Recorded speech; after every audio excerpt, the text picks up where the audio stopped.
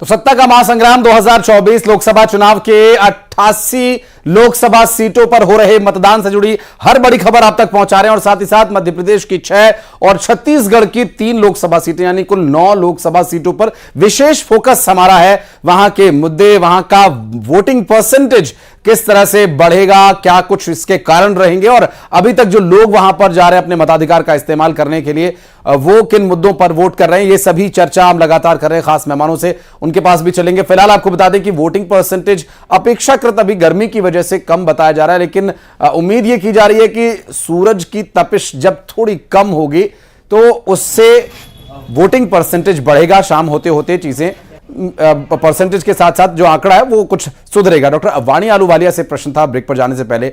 Doctor वाणी, voting percentage एक चिंता का कारण बन रहा है। फर्स्ट फेज में भी हमने देखा कि अपेक्षाकृत वोटिंग कम हुई और अभी भी, हालांकि गर्मी एक फैक्टर माना जा रहा है, लेकिन वोटिंग परसेंटेज कम ही है। वोटिंग परसेंटेज शायद मौसम के कारण, टर्नआउट के कारण थोड़ा कम है, पर मुझे नहीं लगता है कि कुछ चिंता करने वाली बात है भारतीय जनता पार्टी के लिए। शेर ही रहने वाला है। लेकिन क्या वोटिंग परसेंटेज हो सकता है 2:30-3 बजे के बाद फिर से दोबारा पिकअप कर ले, क्योंकि सूर्य की किरणें दूसरी दिशा में चली जाएंगी फिर। जी मनीष वोरा साहब, ये जो वोटिंग परसेंटेज का है बहुत पुराना ये लोगों का एनालिसिस रहता है। ललित भी शायद इस बात से इत्तेफाक रखें कि जब वोटिंग परसेंटेज कम होता है तो वो सत्ता पक्ष में जाता है, जब वोटिंग परसेंटेज बढ़ता है तो वो सत्ता के विरोध में जाता है। मनीष जी, क्या शायद इसी वजह से वाणी जी बड़ी आश्वस्त नजर आ रही हैं?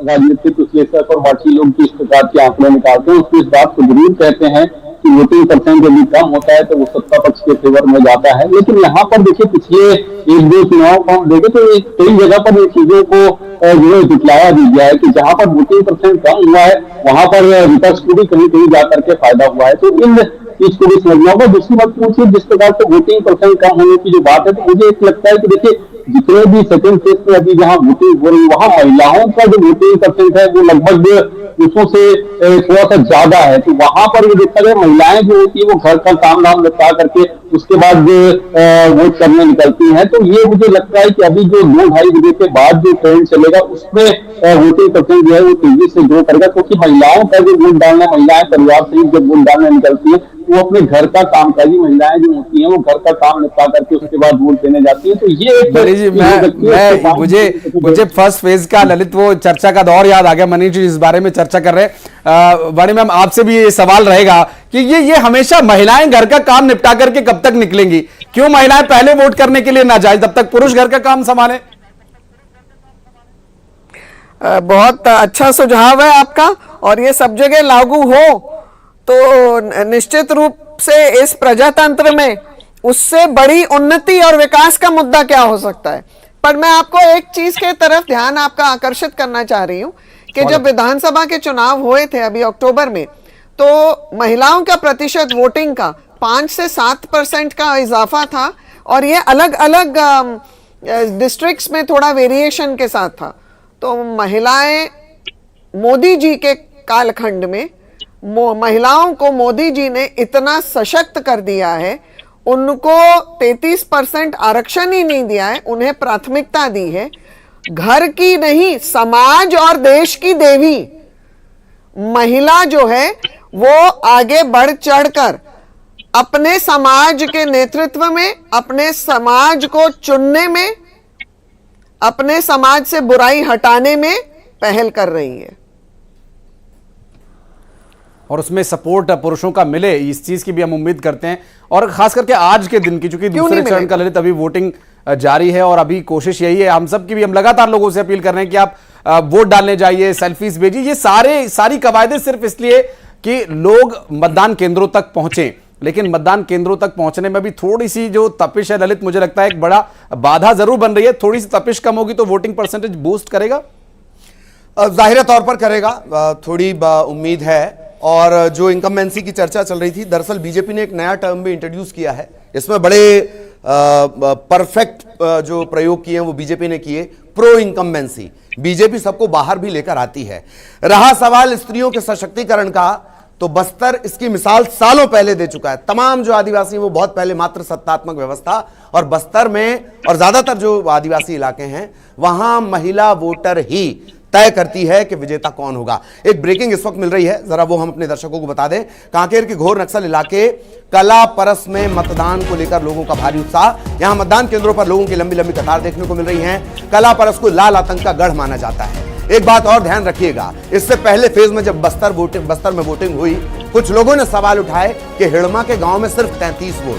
मैं उसे उम्मीद के साथ देखता हूं कि हिड़मा के गांव से 33 वोट अगर निकाल कर लाया है आयोग, तो ये नई सुबह की शुरुआत है। कला परस लाल आतंक का गढ़ है, इसके बावजूद यहां लोग वोट कास्ट करने पहुंचे हैं।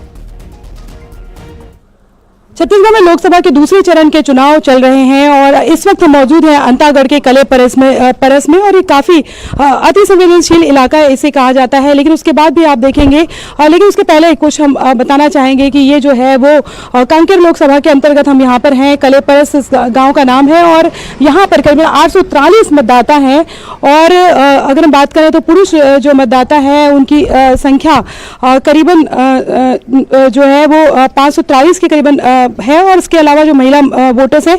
लेकिन ये जो इलाका है भले ही अति संवेदनशील है, चप्पे चप्पे पर सुरक्षाकर्मी तैनात हैं, अत्याधुनिक हथियारों के साथ में आप देखेंगे किस तरह से पोजीशन लेके खड़े हुए हैं। लेकिन उसके बाद भी ये आप देखिए लोकतंत्र की सबसे सशक्त तस्वीर, लोकतंत्र का सबसे बड़ा पर्व जो है वो लोकसभा चुनाव को माना जाता है। आप देखिए अपनी बारी का इंतजार करते हुए लोग जमीन पर बैठे हुए हैं, नंगे पैर हैं, दूर दूर से चल के आते हैं कई किलोमीटर दूर से। लेकिन लोकतंत्र के सबसे बड़े पर्व के प्रति इनकी आस्था जो है वो अभी भी बरकरार है। वो तमाम लोग जो एसी में बैठे होते हैं, तमाम तरह की सुविधाएं जिन्हें मिल गई है, उन्हें ये सोचना चाहिए कि क्यों वोट देने के लिए निकलना चाहिए। ऐसे लोग जो तमाम तरह के संघर्षों से गुजरते हैं, रोज बुनियादी सुविधाओं को लेकर जद्दोजहद करते हैं, लेकिन उसके बाद भी इनकी आस्था कम नहीं हुई, इनके उस पर भरोसा है। आप हम चाहेंगे कि दीदी आप दिखा दो, वोट दे के आ गए, ये दिखाओ ऐसे दिखाओ ऐसे।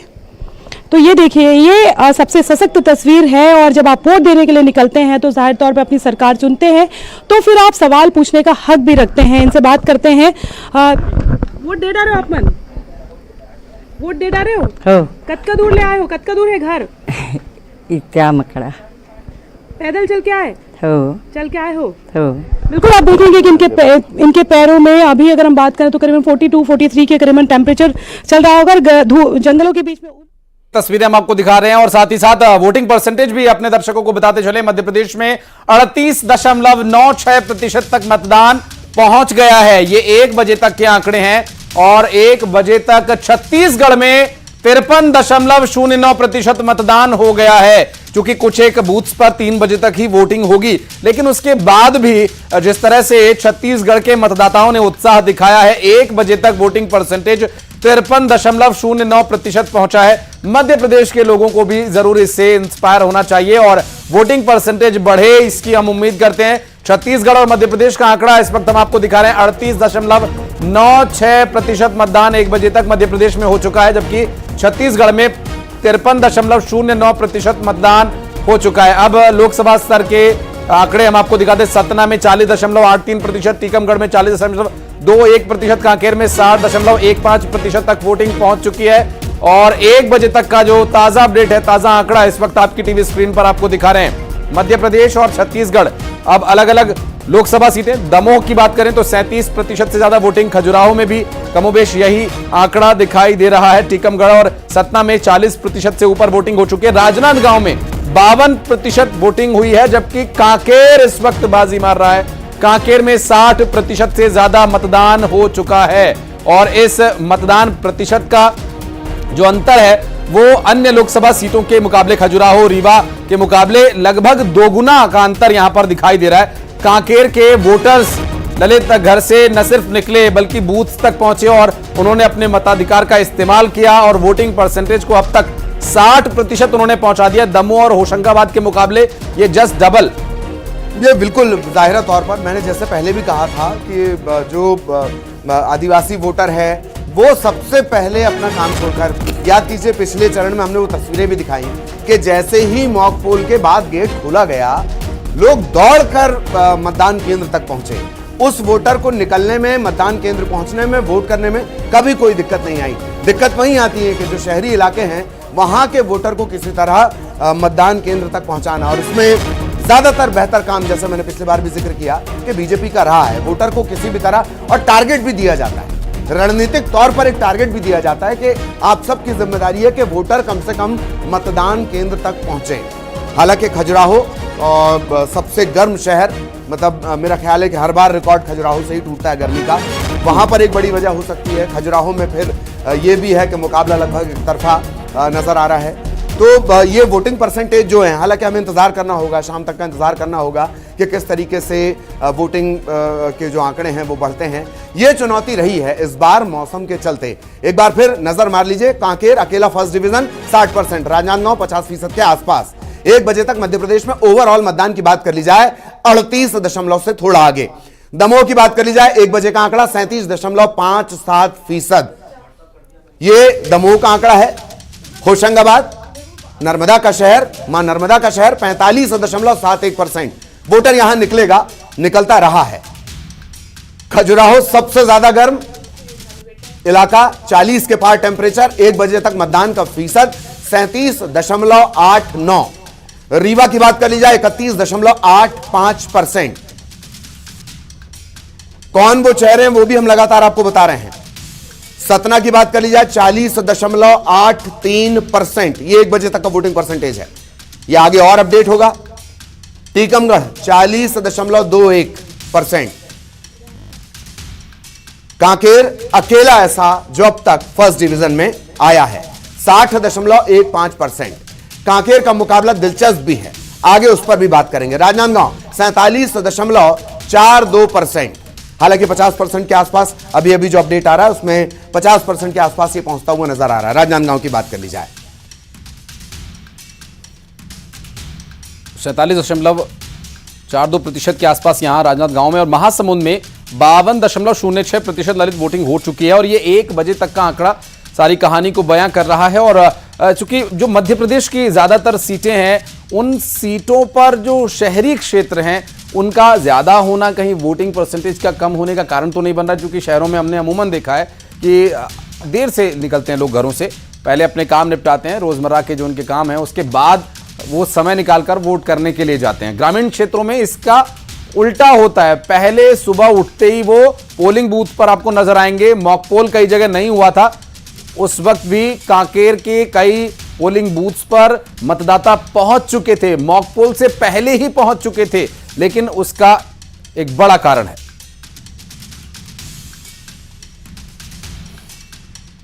तो लगातार जो मतदान है वो चल रहा है। 1 बजे तक का आंकड़ा भी हमने आपको बताया मध्य प्रदेश में किस तरह से स्थितियां हैं। 38% से ज्यादा वोटिंग अब तक हो चुकी है मध्य प्रदेश में। छत्तीसगढ़ में 53%, छत्तीसगढ़ का वोटिंग परसेंटेज बढ़ाने के लिए बहुत ज्यादा जो जिस तरह की स्थितियां हैं।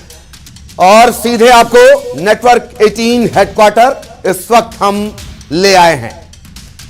वर्चुअल वर्ल्ड के जरिए जमीन की हकीकत, देश का सबसे बड़ा न्यूज नेटवर्क स्काई मार्क से ताजा अपडेट।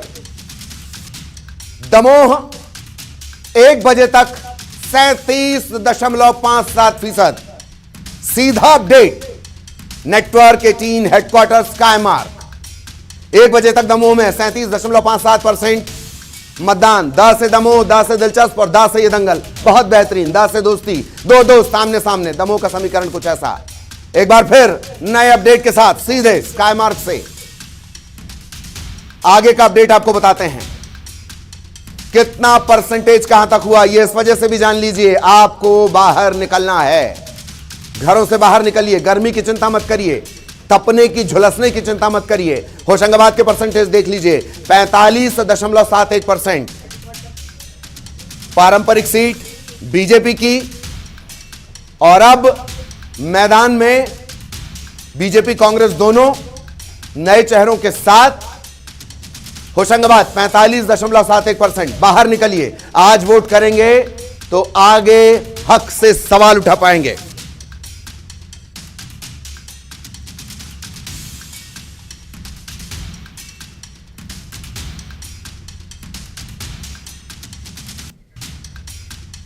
तो ये हेडक्वार्टर स्काई मार्क से हम आपको वो आंकड़े दिखा रहे थे, जमीन के आंकड़े आसमान पर क्या कह रहे हैं वो हमने आपको बताया, और साथ ही साथ अब आपको ये भी बताएंगे कि अभी की जो ताजा स्थिति है वो 1 बजे तक की वोटिंग परसेंटेज बहुत अच्छा तो नहीं रहा, लेकिन हाँ संतुष्टिजनक कहा जा सकता है, क्योंकि शहरी क्षेत्रों में अभी आश्वासन ये मिल रहा है कि शाम होते होते मतदाता मतदान केंद्रों तक जरूर पहुंचेंगे। कुछ एक बूथ्स को छोड़ दिया जाए तो सुबह से अब तक अच्छी खासी संख्या में लोग वहां पर पहुंचे हैं मतदान करने के लिए, लेकिन कुछ एक बूथ्स ऐसे हैं जहां सुबह से लेकर अभी दोपहर तक इक्का दुक्का मतदाता ही पहुंच रहे हैं। और इन मतदान केंद्रों पर आखिर क्यों वोटिंग परसेंटेज कम रहा है, इस पर भी आगे चर्चा करेंगे। खेमनारायण हमारे सहयोगी जुड़ गए हमारे साथ इस वक्त कांकेर, लिए चलते हैं उनको, अभी अपडेट उनके पास लेकर चलेंगे। और अभी कांकेर में क्या और किस बूथ पर आप मौजूद हैं, अभी क्या कुछ कांकेर की तस्वीर बयां कर रही है? वोटिंग परसेंटेज में तो कांकेर वालों ने बाजी मारी हुई है अब तक। सुबह से ही जो है कांकेर में कांकेर के मतदान केंद्रों में मतदाताओं की भीड़ देखी जा रही थी, और जो मतदाता हैं वो मतदान शुरू होने से पहले ही जो है मतदान केंद्रों में जमा हो गए थे, और बारी बारी से जो है मतदान जो है प्रक्रिया शुरू की गई। उसके बाद से जो है कांकेर में अब सिर्फ 1.5 घंटे का समय बाकी है, 3 बजे तक जो है मतदान होना है। कांकेर लोकसभा के 4 जो विधानसभा 8 विधानसभा में 4 विधानसभा में 7 से 3 बजे तक जो है मतदान होना है, और 4 विधानसभा में 7 से 6 बजे तक जो है मतदान होना है। तो अभी जो है कांकेर जो क्षेत्र है उस तरफ की बात करें तो इधर 47% के आसपास जो है मतदान हो चुका है, और अभी भी जो है मतदान केंद्रों में जो है मतदाताओं की कतार लगी हुई है, और बारी बारी से जो है मतदान जो है जारी है, और अच्छी खासी मतदान प्रतिशत बढ़ने की संभावना है। जी, अभी गर्मी कैसी है वहां पर? जी, गर्मी की तपीस तो बहुत है, लेकिन फिर भी जो मतदान है उसकी महत्व को समझते हुए जो मतदाता हैं वो कड़ी धूप में भी जो है मतदान केंद्रों में पहुंच रहे हैं, और जो जिला निर्वाचन के द्वारा जो है मतदान केंद्रों में जिस तरीके से व्यवस्था की गई है, पंडाल की व्यवस्था की गई है। चलिए खेमनारायण, आगे अपडेट के लिए आपके पास आएंगे। टीकमगढ़ हॉट सीट शैलेंद्र आपको नजर आ रहे होंगे। शैलेंद्र, क्या अपडेट? देखिए, बिल्कुल मैं अगर बात करूं तो सुबह भले ही मतदान की गति धीमी नजर आ रही थी, लेकिन जो 1 बजे तक का आंकड़ा है वो बेहद संतोषजनक कहा जा सकता है। कुछ 40% लोग जो है वो अपने मताधिकार का प्रयोग 1 बजे तक कर चुके हैं।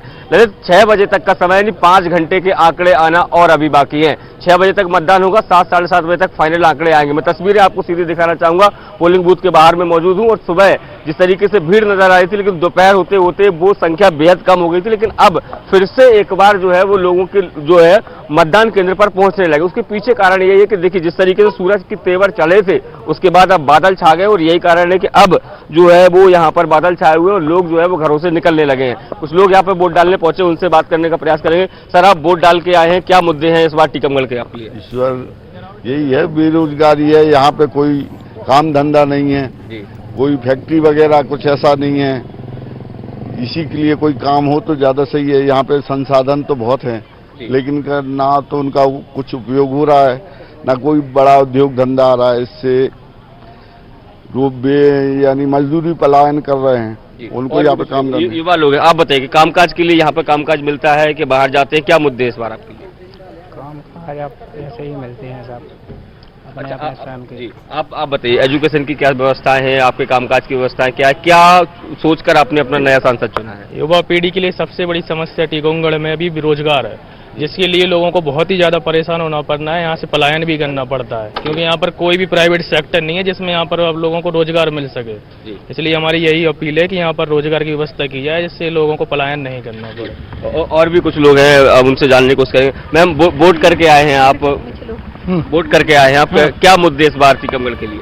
बहुत अच्छे मुद्दे हैं टीकमगढ़ के लिए, बहुत बढ़िया। क्या लगता है कितना विकास हुआ टीकमगढ़? टीकमगढ़ में बहुत अच्छा विकास हुआ और आगे भी होगा। जी, तो देखिए, तो तमाम लोग जो मताधिकार का प्रयोग करने पहुंचे इस सेंटर पर जहां मैं मौजूद हूं, 5 से 6 पोलिंग बूथ है। आप सभी के मैं एक एक करके आपको तस्वीरें दिखाने का प्रयास करूंगा। दोपहर के समय जब सूरज के तेवर से ये पोलिंग बूथ पूरी तरीके से खाली हो गए थे, केवल पोलिंग एजेंट्स और जो पीठासीन अधिकारी हैं, जो कर्मचारी हैं, केवल वही नजर आ रहे थे। लेकिन अब देखने में आ रहा है कि बड़ी संख्या में जो लोग हैं वो घरों से निकलने लगे। उसके पीछे का कारण यही कि मौसम ने अब करवट ली है। कई कुछ इलाकों में बारिश इसकी भी खबर है। और उसके बाद जिस तरीके से बादल छाए हुए, और यही कारण है कि लोग अपने मताधिकार का प्रयोग करने के लिए यहाँ पर हालांकि जब आप फिर जमीन से पर एक बार जाते बड़ी हैं संख्या तब में लोग पहुंचने लगे। रोजगार का जिक्र करते हैं, उद्योगों का जिक्र करते हैं, पर ज्यादातर जो बड़े नेता हैं, दिग्गज नेता हैं, उनका कहना है कि रामराज्य स्थापित हो चुका है, बेरोजगारी के आंकड़े अब कोई मायने नहीं रख रहे हैं। मनीष वोरा साहब, मैं आपके पास आना चाहूंगा। कांकेर से कांग्रेस को उम्मीद की वजह क्या ये कि पिछले बार बृजेश ठाकुर के जीत का मार्जिन तकरीबन 6000, और अब अगर विधानसभा चुनाव का ट्रैक रिकॉर्ड देखा जाए तो पार्टी ज्यादा जोर लगा रही है। क्या उम्मीद कांकेर से इस वजह से कांग्रेस को ज्यादा है? वोरा सर। जी, निश्चित रूप से देखिए, पिछले बार जो जीत का अंतर था वो 0.6% का डिफरेंस था। हाँ। लगभग 6000 वोटों से जीते थे भाजपा के प्रत्याशी यहाँ से। लेकिन एक चीज यदि पुराना रिकॉर्ड को हम देखें तो यहाँ से लगातार भारतीय जनता पार्टी जीतती चली आई है, तो इस बात को भी देखना होगा। और ये जो देखिए उसके बाद लेकिन पिछले जो समय था उसमें बहुत कम मार्जिन है, इसको लेकर के कांग्रेस निश्चित रूप से उत्साहित है। उन्होंने अपना प्रत्याशी भी जो दिया है वो भी रिपीट किया है, जो 6000 वोटों से हारे थे। तो एक ये बड़ा कांग्रेस के पास कि कांग्रेस ने पूरे छत्तीसगढ़ में जिस प्रकार से प्रत्याशियों का चयन किया है उसको देखा जाए तो उसमें उन्होंने सोशल मैकेनिज्म के साथ साथ प्रत्याशियों की जो वर्तमान स्थिति उसको लेकर भी दिया था। तो कांकेर में भी वही उन्होंने किया है। 6000 का अंतर बहुत कम है, इसको लोकसभा चुनाव जो है उसमें काटा जा सकता है इसको। लेकिन यहाँ पर भारतीय जनता पार्टी पूरे प्रदेश के अंदर जो एक माहौल लेकर के चल रही है, पूरे देश में जो माहौल लेकर के चल रही है, जिस बड़े ब्रांड को नरेंद्र मोदी को लेकर के छत्तीसगढ़ में चल रही है, इसको लेकर भारतीय जनता पार्टी यहाँ पर उत्साहित है कि उसकी वजह से उनको यहाँ पर वापस जो है वो जीत मिल सकती है। लेकिन एक देखिए यहाँ मैंने कहा ना कि कांग्रेस के लिए अच्छा यहाँ पर मौका है कांकेर को, और उसको एक संभावना भी मान के चल रही है। एक चीज यहाँ पर कांग्रेस भोजराज नाथ वो अलग अलग अपनी विधाओं से टक्कर बहुत कड़ी दे रहे हैं, तो 4 तारीख का इंतजार करना होगा। और सुरेंद्र जी भी लगातार हमारे साथ बने हुए हैं।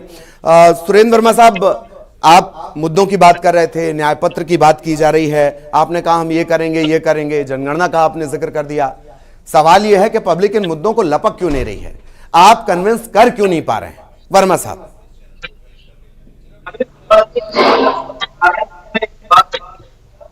छत्तीसगढ़ में बाधित की जा रही है राजनीतिक पिछले 3 साल में कोई महिला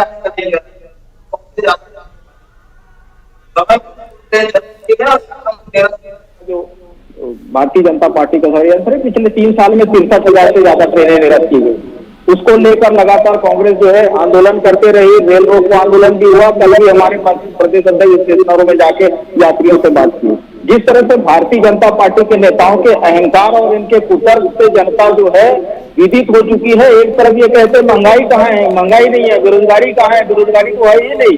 आपके संवाददाता तमाम युवाओं से चर्चा कर रहे हैं, मैंने एक भी युवा से ये नहीं सुना कि रोजगार के अवसर मोदी सरकार ने किसी को दिया हो। महंगाई 410 का सिलेंडर इनको महंगा लगता था, आज 950 से पार है, तो भी इनके मुंह में जो महंगाई का मन नहीं निकलता। क्रूड ऑयल जो है 40% कम दाम पर है 2014 की तुलना में। आज डीजल जो है प्रति लीटर सेंट्रल एक्साइज 3 रुपए 54 पैसा लगता था, आज 19 रुपए 90 पैसा लग रहा है। सवाल वही है, मुनाफा को मोदी सरकार कर रही है। 1000, लेकिन कांग्रेस उस पर क्यों नहीं हो पा रही सवार? वही तो सवाल है। डॉक्टर वाणी हमारे साथ लगातार बनी हुई है। डॉक्टर वाणी, बेरोजगारी का इससे पहले मैंने जिक्र किया था, आप कुछ जवाब देना चाहेंगे प्लीज, फिर मैं सवाल करूंगा। IMF द्वारा प्रकाशित दरों पे बात करेंगे। जीडीपी 6.8 है। पर कैपिटा इनकम जो 2014 में 86,000 थी, आज उससे डबल है। नहीं, ये आंकड़े बेरोजगारी के आंकड़ों पे ये कहां से बात करते हैं? यही IMF कह रहा है कि आपके कर्ज का जो आंकड़ा है वो जीडीपी के 100% पहुंच जाएगा। अगर मैं जीडीपी हटा भी दूं, 192% कर्ज लिया गया है। चुकाएंगे तो वही ना, मनीष वोरा को चुकाना होगा, डॉक्टर वाणी को चुकाना होगा, ललित प्रजापति को चुकाना होगा, सुरेंद्र वर्मा को चुकाना होगा, कर्जा तो चुकाना होगा ना, तो कर्ज भी तो बढ़ रहा है। Doctor Vani please. देखिए हम जब 2014 में 14 की अगर बात करें, आप जानते हैं देश किस स्थिति में था। हमारे पास हम पल्सेस इंपोर्ट करते थे, हम कुछ एक्सपोर्ट के लेवल पे थे ही नहीं, हम उस मापदंड पे नापे ही नहीं जाते थे। आज इस देश से industrial products, standardised industrial products export हो रहे हैं। आपकी जो विदेशी मुद्रा नीति है वो हो रही है, बढ़ रही है। देश में फॉरेक्स रिजर्व्स बढ़ रहे हैं और देश को का आंकलन करना सिर्फ एक डॉलर्स के हिसाब से नहीं होता, आजकल यूनिफाइड मुद्राओं से होता है। 6-7 मुद्राओं को साथ में लिया जाता है और उसके हिसाब से आपको आर्थिक जो विकास हो रहा है उसका देश मापदंड इतना होता आगे है। चला गया, बताइए, पता ही नहीं चल पाया। टीकमगढ़ के देश लोग कह बहुत रहे हैं, आगे ओरछा चला के लोग गया कह रहे है। हैं भगवान बहस राम के का जो जहां मुद्दे मंदिर हैं है, वो भगवान राम 1970 जहां के के नहीं हो राजा सकते। हैं। वहां एक फास्ट ट्रेन का स्टॉपेज नहीं है मैम। आप कह रही हैं कि हमने इस तरीके से डेवलपमेंट कर दिया। प्लीज मैं आऊंगा आपके पास, आगे सवालों को लेकर आऊंगा। एक सवाल ललित, मैं आपको माफी चाहूंगा, बीच में रोक रहा हूं। आपने जो बात कही थी कि कांग्रेस इस मुद्दे को भुना क्यों नहीं पा रही है, मनीष वोरा जी, मैं ललित के प्रश्न को ही आगे बढ़ा रहा हूं। क्या नेतृत्व या बड़े चेहरों की कमी कांग्रेस के पास है? हम देखते हैं बीजेपी के जब प्रचारकों की लिस्ट आती है, एक तरफ नरेंद्र मोदी, अमित शाह, राजनाथ सिंह, प्रदेश के कद्दावर नेताओं की लिस्ट, केंद्रीय मंत्रियों की पूरी फौज उतर जाती है। कांग्रेस के बड़े चेहरे शायद मंच पर नजर नहीं आते। क्या यही कारण है कि वो मुद्दे भुना नहीं पा रहे? वोरा साहब, सहमत हूँ कि भाजपा के जो चेहरे हैं वो बड़े चेहरे मणि जी आ रहे हैं से दिखते हैं, लेकिन कांग्रेस के बड़े चेहरे जो हैं वो मैदान में नजर नहीं आते हैं। और जो नाम है, चाहे प्रियंका गांधी, राहुल गांधी, इसके अलावा कोई बड़ा चेहरा कांग्रेस का नजर नहीं आता है। और जो चेहरे छत्तीसगढ़ के बड़े हैं वो भी चेहरे जो हैं वो एक सीट पर सिमट के रह गए हैं। तो इस बात को समझना होगा। दूसरी सबसे महत्वपूर्ण चीज ये है कि जब इस तरीके की स्थितियां होती है, आपके पास में जब आप युद्ध लड़ने जा रहे हैं उस समय आपके पास अस्त्र शस्त्रों की कमी हो, तो वहां पर आपको इन चीजों को समझना चाहिए। और दूसरी महत्वपूर्ण चीज इसमें यह है कि जब छत्तीसगढ़ की हम बात करें या राष्ट्रीय स्तर पर भी हम बात करें, तो जिन मुद्दों को कांग्रेस को सीधे तौर पर जनता से जुड़ करके कैश कराने की आवश्यकता होती है, वहां पर कांग्रेस अपनी बात को जनता तक सीधे तौर पर पहुंचा नहीं पा रही है और जनता से अपने आप को कनेक्ट नहीं कर पा रही है। और इस पर कांग्रेस को विचार करना होगा। पिछले कई चुनावों से, न सिर्फ विधानसभा चुनाव बल्कि पिछले लोकसभा चुनावों से यह चर्चा चल रही है। वोरा साहब, वाणी जी, मैं आपके पास आऊंगा, लेकिन अभी एक महत्वपूर्ण जानकारी अपने दर्शकों को हम देना चाहेंगे। न्यूज 18 मध्य प्रदेश छत्तीसगढ़ अपने दर्शकों के लिए एक शानदार मौका, देश प्रदेश और चुनाव से जुड़ी हर खबर तो हम आपको दिखा ही रहे हैं। इस बीच एक छोटा सा प्रश्न हम आपसे करते हैं और इस छोटे से प्रश्न का उत्तर करके आप जीत सकते हैं एक बड़ा और शानदार इनाम। पहचान कौन कॉन्टेस्ट में आसान से सवाल का जवाब देकर। और अब सवाल आज का भी आपको बता देते हैं। सौम्य, सरल और शिष्ट नेता ने एक अनोखा रिकॉर्ड बनाया है, ये हमने आपको संकेत दिया और अब आपको तस्वीर दिखाते हैं। इन्हें आपको पहचानना है, पहचान करके जवाब देना है। जवाब देने के लिए बहुत ही आसान तरीका है। आपको एक क्यूआर कोड और एक नंबर हम आपको दिखाएंगे। ये 9990898918 पर आप मिस्ड कॉल देकर के रजिस्ट्रेशन करा सकते हैं, आंसर कर सकते हैं, या फिर क्यूआर कोड को स्कैन करके भी आप जवाब दे सकते हैं। एक शानदार इनाम आपके सही जवाब होने पर कर रहा है आपका इंतजार। और चर्चा आगे जारी रहेगी, खास मेहमानों का पैनल हमारे साथ बना रहेगा। एक छोटे से